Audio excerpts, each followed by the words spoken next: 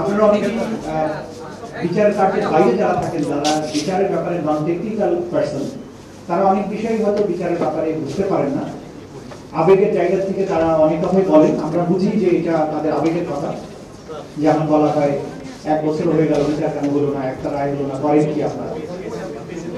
এটা বিষয় হচ্ছে যে একটা বিচার, এবং সেটা যদি গণহত্যার মতো, ক্রাইমস এগেইনস্ট হিউম্যানিটির মতো মামলার বিচার হয়, সেটার বিচার কখনোই এইভাবে দ্রুততার সাথে করা যাবে না যেন এটা একটা মোবাইল কোর্টের বিচার। এরকম বিচার কিন্তু এটা নয়।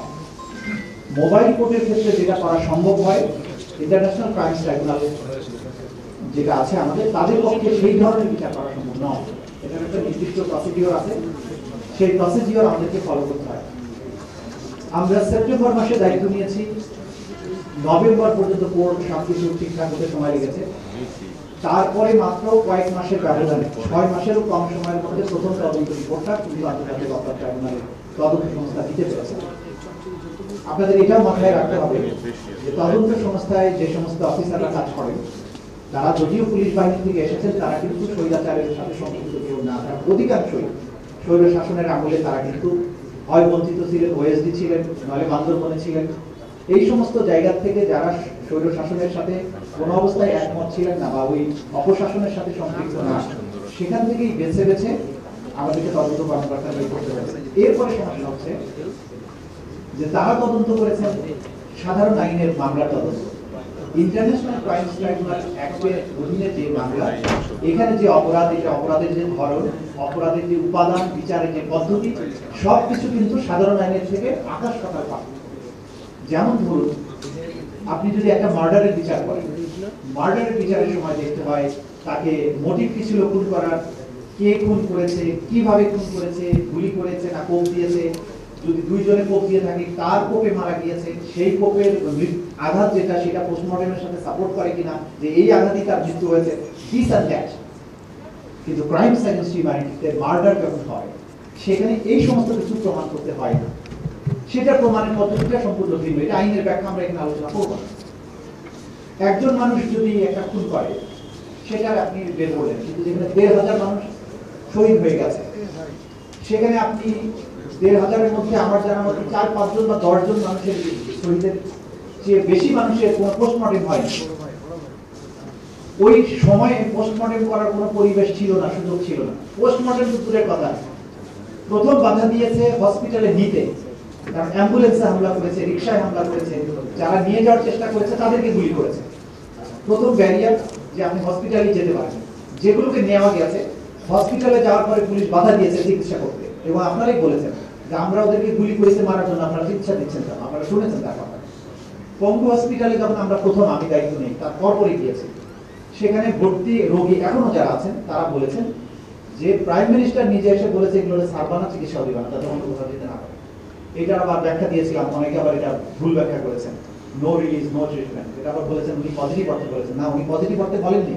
উনি বলেছেন চিকিৎসাও দিবা না, উনি বলেছেন এখান থেকে বাইরে যেতে দিবা না, কারণ বাইরে গেলে তো চিকিৎসা হবে।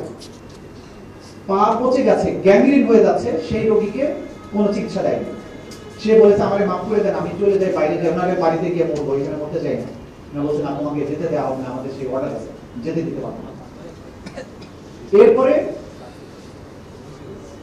শহীদ হয়ে গেছে, লাশের যখনই শহীদ হবে তখনই পোস্টমর্টমের একটা প্রশ্ন আছে। কোন পোস্টমর্টম না, সোজা বাড়ি নিয়ে যাওয়া। মৃত্যুর সার্টিফিকেটের মধ্যে লিখতে বাধ্য করেছে যে মৃত্যুর কারণ করোনা হয়েছে, মৃত্যুর কারণ হার্ট অ্যাটাক হয়েছে, গুলিতে মারা গেছে, মাথা গুলি উড়ে গেছে, বুক ছিদ্র হয়ে গেছে, মৃত্যুর কারণে লেখা হয়েছে যে করোনায় মারা গেছে, হার্ট অ্যাটাকে মারা গেছে, এগুলো করেছে। তারপরে আসেন বাসায় নিয়ে গেলেন, ও হসপিটালে লাশটা রইল কিছুক্ষণ, ফ্যামিলি মেম্বারদেরকে খবর দিয়ে আসার মতো সুযোগ তারা দেয়নি। বলেছে কেউ যদি নিয়ে যাও তো নিয়ে যাও, নাহলে আমরা এখনই অজ্ঞাত পরিচয় লাশ হিসাবে দাফন করে ফেলব। সেখানে শহীদের স্বজনেরা, তাদের সহকর্মীরা, তারা এসে চেষ্টা করেছে সেই লাশগুলো নিয়ে পরিবার বর্গের কাছে দেয়। অনেকের ক্ষেত্রে এটা সম্ভব হয়নি। এরপরে জানাজা করবে, সেটা করতে যায় 5 জন 10 জন, এখনই দাফন করে দাও, রাত্রের বেলা দাফন করে দাও, বেশি লোক আসতে পারবে না। কবরস্থান, পারিবারিক কবরস্থানে দাফন করবে, সেটা করতে যায়। আসাফুল ইয়ামিনের ক্ষেত্রে এটা ঘটেছে। এই যে প্রক্রিয়ার মধ্যে দিয়ে তারা বিচার করবেন কিভাবে? আপনার মৃত্যুর সার্টিফিকেটে লেখা আছে হার্ট অ্যাটাক, পোস্টমর্টেম হয় নাই, চিকিৎসা হয় নাই, তার মানে এগুলো বিচার হবে না। ক্রাইমস এগেইনস্ট হিউম্যানিটি বা গণহত্যার যখন বিচার হবে তখন এইগুলো কোনো সাবজেক্ট ম্যাটার না, বরং আমরা এগুলো যখন প্রমাণ করব যে তাকে চিকিৎসা নিতে দেয়া হয় নাই, এটাই প্রমাণ করবে যে এখানে গণহত্যা কি পদ্ধতিতে কি সিস্টেমে এটা হয়েছে। এই যে বিচারের প্রক্রিয়াটা, এগুলো শেষ করে তদন্ত রিপোর্ট দাখিল করতে হয়। যে গুলি করেছে এখানে শুধুমাত্র সে আসামি না, যে গুলি করে নাই বা দেখেও নাই হয়তো চোখে, কিন্তু কমান্ড দিয়েছে গণভবনে বসে, সেই 1 নম্বর আসামি। এইটাই হচ্ছে গণহত্যার বিচারের সাথে সাধারণ বিচারের পার্থক্য। তাহলে আমাদের প্রথম তদন্ত রিপোর্ট 6 মাসের কম সময় আমরা পেয়েছি। 4টা মামলার বিচার কার্যক্রম চলছে এই মুহূর্তে। আপনারা অনেকেই বলেন বিচার দৃশ্যমান দেখি না, বিচার দৃশ্যমান। 4টা মামলার ওপেন বিচার চলছে, আমরা লাইভ সম্প্রচার করেছি কিছু কিছু অংশ। আগামী 3 অগাস্ট প্রথম সাক্ষী হবে শেখ হাসিনার মামলায় শেখ হাসিনার বিরুদ্ধে, এবং পরবর্তী খুব অল্প সময়ের মধ্যে আমরা আশা করছি যে আমরা এত সিলেক্টিভ ওয়েতে শেখ হাসিনার মামলা সাক্ষী দেওয়ার জন্য বাংলাদেশের মোটামুটি 18 কোটির মধ্যে 10 কোটি লোক সাক্ষী দেওয়ার জন্য রেডি আছে। 10 কোটি লোক তার সাক্ষী আমরা নেব না, আমরা সবচাইতে এই অপরাধ প্রমাণের জন্য যেসব সাক্ষী দরকার তাদেরকেই সিলেক্ট করেছি, এবং সেখান থেকে যারা বেস্ট উইটনেস তাদেরকে দিয়ে আমরা মামলাটা প্রমাণ করব। এই মামলা প্রমাণ করতে গিয়ে বিচারের জন্য একটা দাবি আছে, প্রচন্ড দাবি আছে। আমরা শহীদের এই ভিডিও আজকে দেখেছি, কি মনে হচ্ছে এদেরকে এক্ষুনি তো পড়লে ফাঁসি দেওয়া, কিন্তু যখন আমরা বিচার করতে যাব আমাদেরকে কিন্তু আবেগটা কন্ট্রোল করতে হয়। কারণ আমাকে ইন্টারন্যাশনাল যে ইয়ার্ডস্টিক আছে বিচারে, গণহত্যা বিচার, সেটা আবার মানতে হবে। তা না হলে আমাদের দেশের জনগণের বাইরেও বিশ্বব্যাপী একটা অডিয়েন্স আছে যারা আমাদেরকে স্ক্যানার দিয়ে প্রতি মিনিটে স্ক্যান করে যে আমাদের বিচারটা সঠিক রাস্তায় আছে কিনা। আন্তর্জাতিক সম্প্রদায় আছে, জাতিসংঘ আছে, আইসিসি আছে, বিভিন্ন আন্তর্জাতিক মানবাধিকার সংগঠন আছে, বিভিন্ন রাষ্ট্র আছে, ইউরোপিয়ান ইউনিয়ন আছে, আমেরিকা আছে। তারা কিন্তু এই গ্লোবাল পার্সপেক্টিভে আপনি একটা রাষ্ট্রের অভ্যন্তরে গণহত্যার বিচার যখন করবেন সেটা আবার রাইট ট্র্যাকে চলছে কিনা সেটাও আমাদেরকে বিবেচনায় রাখতে হবে। কারণ আমি তাড়াহুড়ো করে একটা বিচার প্রক্রিয়া শেষ করলাম, পরবর্তী সময়ে এসে এমন কিছু প্রশ্ন করা হলো, পরে আপনি কিন্তু বলবেন যে তোমরা করেছো কি, এইভাবে তাড়াহুড়ো করে কি বিচার করছে, এখন তো আমাদের বিচারের রাইট থাকে না। আমাদের দুই দিকে ব্যালেন্স করতে হবে।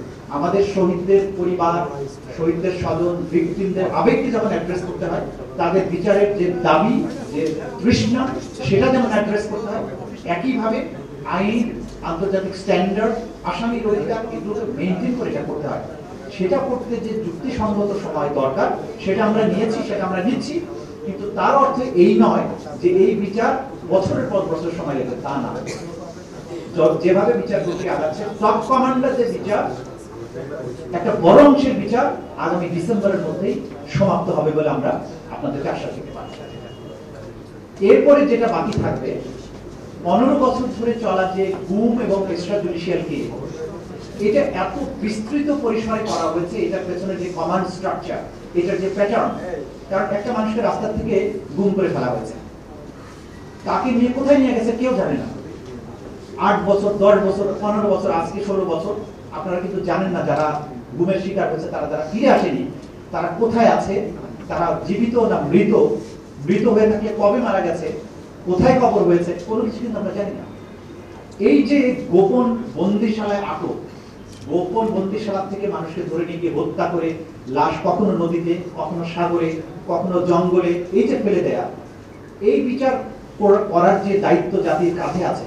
কারণ যে আতঙ্কের পরিবেশ তৈরি করা হয়েছিল, রাস্তা দিয়ে হাঁটতে আপনি আমি সবাই আতঙ্কিত ছিলাম, কখন পেছন থেকে এসে সাদা পোশাকধারী মানুষ কখন মাইক্রোবাসে তুলে আপনাকে নিয়ে যায়। এই বিচার যদি আপনি না করতে পারেন, এই রাষ্ট্র যদি করতে না পারে, তাহলে মাথায় রাখতে হবে আগামী যে সরকারই আসুক আবার একই ভয়ের সংস্কৃতি কিন্তু ফিরে আসার আশঙ্কা আছে। সুতরাং সেই বিচার আমাদের করতে হবে সঠিক তদন্তের মাধ্যমে, এবং যারা এটাকে কালচারে পরিণত করেছিল, যারা গুম এবং গুম করার পরে তাদেরকে মেরে তাদের লাশ ডিসপোজাল করে দেওয়ার যে কালচারে পরিণত করেছিল, সেটা আমাদেরকে বন্ধ করতে হবে যে কোনো মূল্যে। আমরা আমাদের সন্তানদের ভবিষ্যতে আবার কখনো গুম হয়ে যাওয়া, বুড়িগঙ্গায় তার লাশ গুলি করে সিমেন্টের বস্তার সাথে বেঁধে ডুবিয়ে দেখা, এই জাতি আর অ্যাফোর্ড করতে পারবে না। আমরা এটা হতে দিতে পারি না।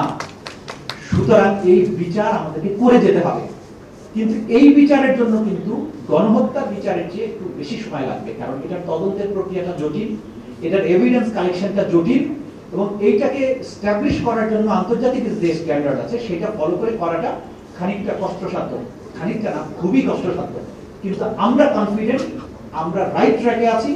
আমরা পুরো এই স্ট্রাকচারকে আবিষ্কার করেছি, কারা কার এর সাথে ছিল সেটা জেনেছি, কারা মূল হোতা ছিল, কে স্বপ্নদ্রষ্টা ছিল, কে এক্সিকিউশনে ছিল, সবই আমরা পেয়েছি।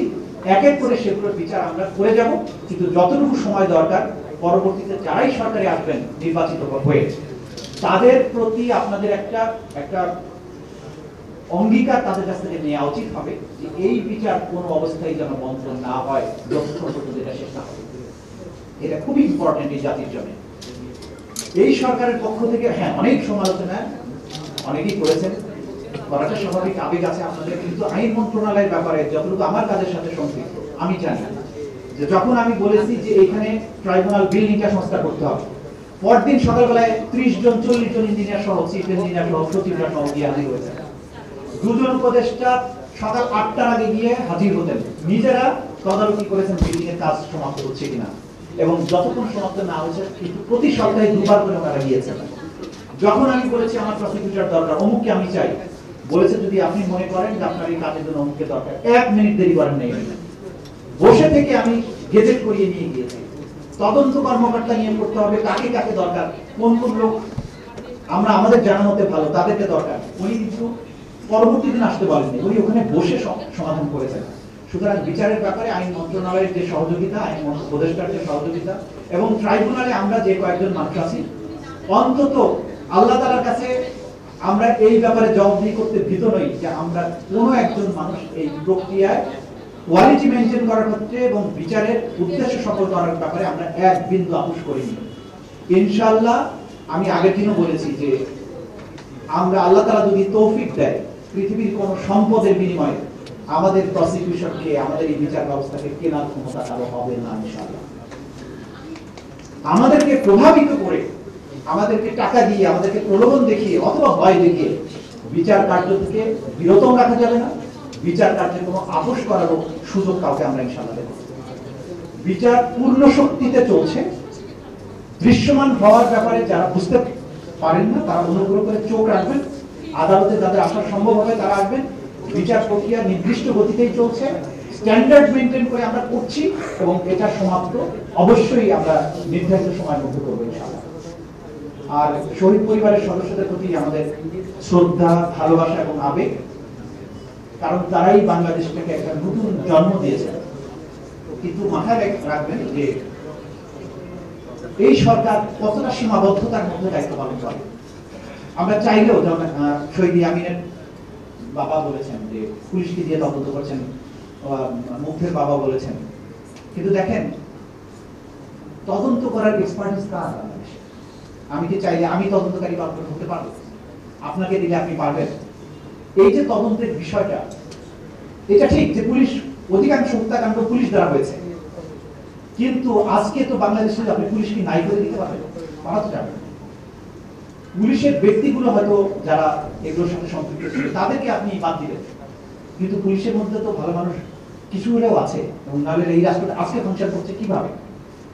অনেক সীমাবদ্ধতার মধ্য দিয়ে রাষ্ট্র যাচ্ছে, একটা বড় ট্রমার মধ্য দিয়ে রাষ্ট্রটা এসেছে। এই রাষ্ট্রকে বাঁচিয়ে রাখা, এই রাষ্ট্রকে ফাংশনাল রাখা এত বড় ট্রমার পরে, যেখানে পুলিশ বাহিনী পালিয়ে গিয়েছে, প্রশাসন যন্ত্র সবকিছু স্বৈরশাসনের সাথে সম্পৃক্ত ছিল, বিভিন্ন গোয়েন্দা সংস্থাগুলোর সাথে সম্পৃক্ত ছিল, বিচার ব্যবস্থাগুলো সম্পৃক্ত ছিল, একটা যুদ্ধ বিধ্বস্ত ধ্বংসপ্রাপ্ত রাষ্ট্র কাঠামোর মতো শুধু বিল্ডিং গুলো ছিল, ভিতরে সবকিছু ধ্বংস হয়ে গেছে, এমন এক রাষ্ট্র কাঠামোর দায়িত্ব কিন্তু এই সরকার নিয়েছিল। তার মধ্য দিয়ে এত বড় আয়োজন, এত বড় গণহত্যার বিচার, এটা চলমান আছে।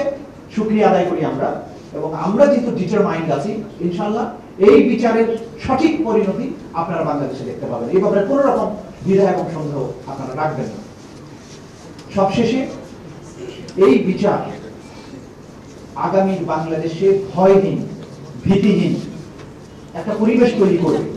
কোন স্বৈরশাসক, কোন দুর্বৃত্ত মানুষকে, জনগণকে এইভাবে হত্যা করার দুঃসাহস দেখাবে না, কাউকে গুম করার দুঃসাহস দেখাবে না, আবার ক্ষমতায় টিকে থাকার জন্য এরকম গোয়েন্দা বাহিনী তৈরি করবে না যারা মানুষকে অপহরণ করে গায়েব করে দেবে।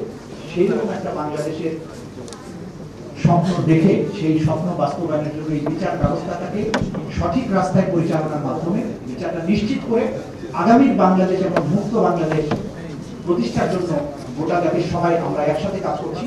আপনারাও আমাদের সাথে কাজ করুন, ইনশাআল্লাহ শহীদদের যে স্বপ্ন, সেই স্বপ্নে দেখা বাংলাদেশ অচিরেই আমরা দেখতে পাবো।